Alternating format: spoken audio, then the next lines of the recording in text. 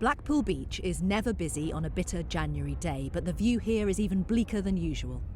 The Centre for Cities think tank has analysed employment data and found Blackpool's reliance on its hospitality and tourism industry means it will face one of the biggest struggles in the UK to recover after the pandemic. This arcade owner told me though the current situation's dire, they're gambling on a post-lockdown boost to the economy. Blackpool has gone from being a fundamentally really busy town to a town that's just stopped. It's over. There's nobody here at all.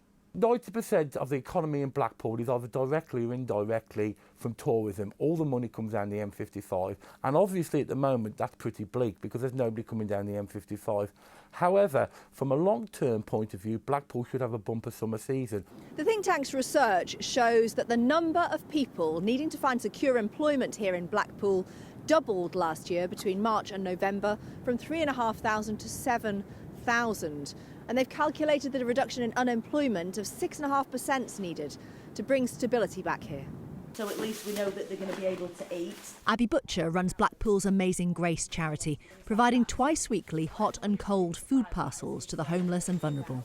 So I'd say it's about 50 to 60% increase on the number of people we were dealing with prior to COVID. We're dealing with a lot of people who were isolated or they have got COVID, so they get a drop-off service. We do hot meals for the elderly. People are genuinely struggling. You know, it's what always touches my heart is when you've got a mum at the door who's absolutely beside herself because she feels embarrassed that she's had to come to a soup kitchen for support.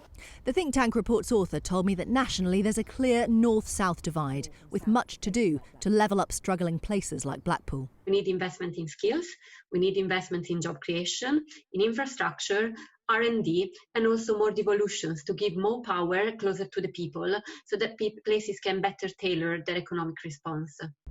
But Blackpool's not alone, and the longer the pandemic goes on, the longer it will take for fortune's wheel to turn once again in places like this. Catherine Jacob, 5 News, Blackpool.